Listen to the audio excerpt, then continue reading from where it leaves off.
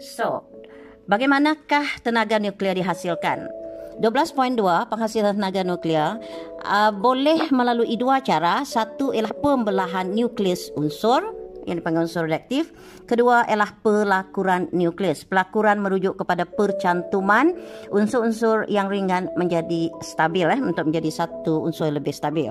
Jadi kita ada dua kaedah penghasilan tenaga nuklear ialah pembelahan nukleus dan juga pelakuran. Untuk pembelahan nukleus, kalau perhatikan di sini, ia merupakan proses pemecahan satu nukleus radioaktif yang berat kepada dua atau lebih nukleus yang lebih ringan dan lebih stabil disertai dengan pembebasan tenaga yang banyak.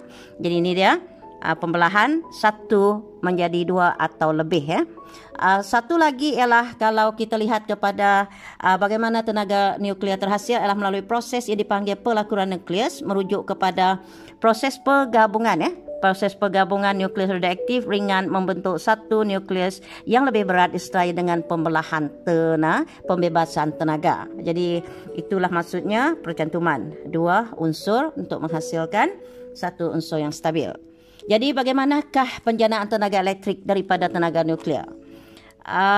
Di dalam reaktor nuklear, menggunakan satu bahan radioaktif sebagai bahan api iaitu uranium.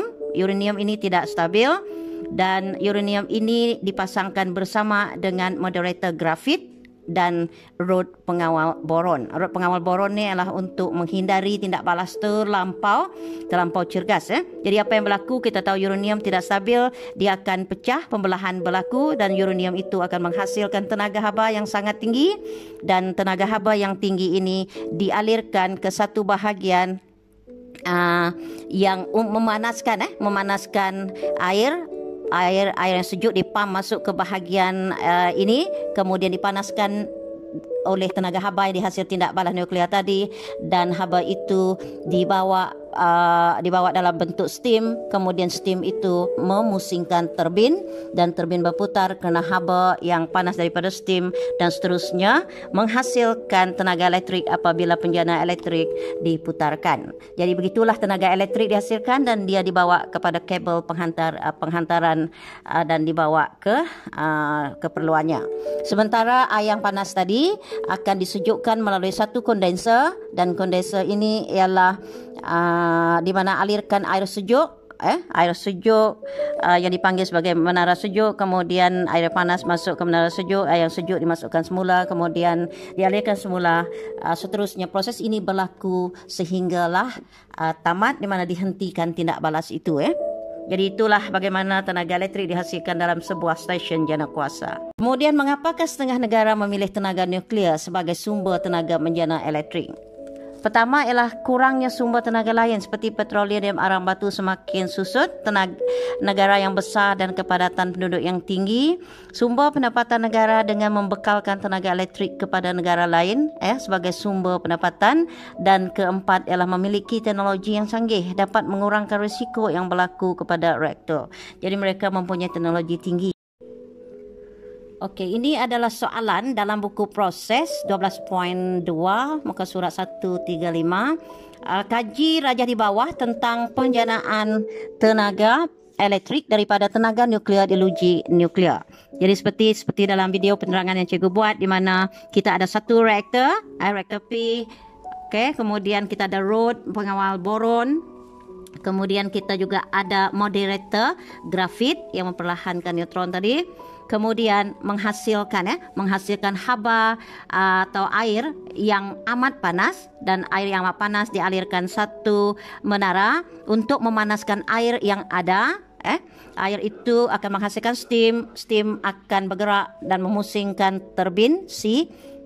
Dan turbin akan menghasilkan putaran pada penjana dan menghasilkan tenaga elektrik. Dan ini selalunya rajah ni berdekatan dengan laut ataupun pantai.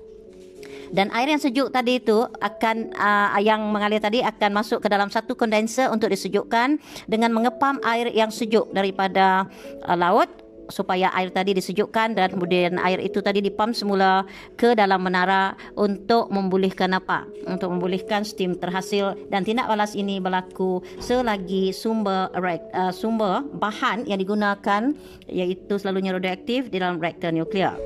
Dan kalau ikut kepada aliran, A itu adalah reaktor P, kemudian alirannya air yang panas tadi akan dialirkan kepada B, air itu akan dipanas menghasilkan apa? Menghasilkan steam. Steam tadi akan memutarkan turbin, turbin memutarkan dynamo dan penghasilan tenaga elektrik. Jadi kita ada peringkat A, B, C, D. Jadi namakan reaktor P.